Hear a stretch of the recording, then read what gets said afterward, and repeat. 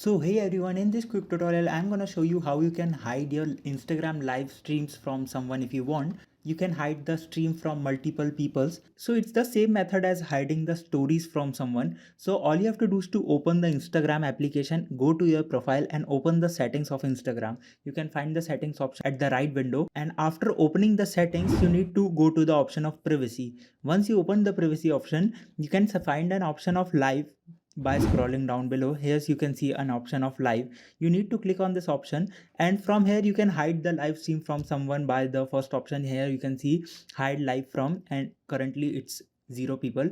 So if you need to hide your live stream from someone, just click on this option and find the person you want to hide. And this option is combined with Instagram stories hide feature. So if you have hidden your Instagram stories from someone, they could neither be able to see your live streams as well. So that's a very quick and helpful tutorial for you. I hope it would be helpful for you. Make sure to hit the like button and subscribe button for more such helpful tutorials. See you in the next one. Take care.